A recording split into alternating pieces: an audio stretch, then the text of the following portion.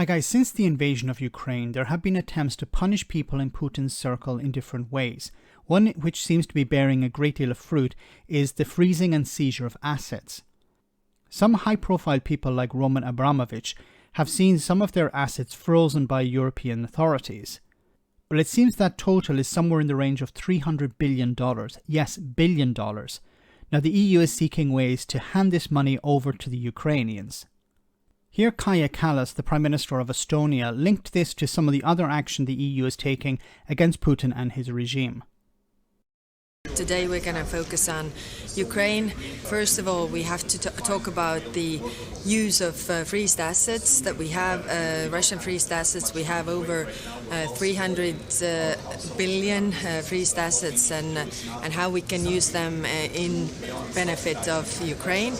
Second, we definitely have to discuss the legal response to the crimes of aggression that have been committed and how to make a separate tribunal to prosecute those, because war crimes are prosecuted by the ICC and Ukraine, but crimes of aggression can only be prosecuted by a separate tribunal, and I see that European Union could be the leader in this way. And of course, we heard yesterday from Ukrainian President the terroristic acts that Russia is doing in Ukraine, mining the dam.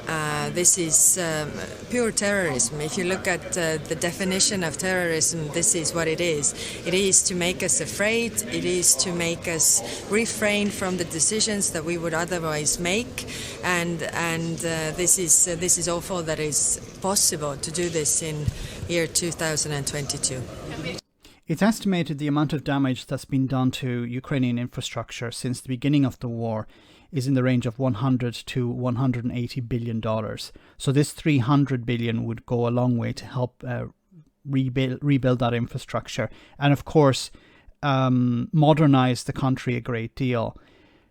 Now, it's interesting also because a lot of this comes from yachts and mansions that have been built on the back of Russian resources. So when the fall of the Soviet Union happened in 1991, a lot of people got their hands on the vast resources available, limited the number of people with access to massive amounts of resources, and they made a massive amount of money on the back of that. And these people are within the circle of Vladimir Putin, and now they're suffering the consequences of being so closely associated to him. When it came to the crimes against humanity and other acts of aggression, I don't see these people being prosecuted in the short term.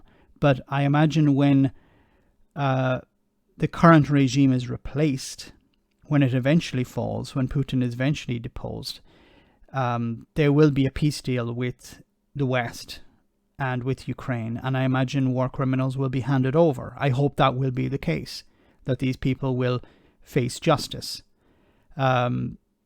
This would be the way to resolve this. But we're talking about 5, 10, or even decades in the future.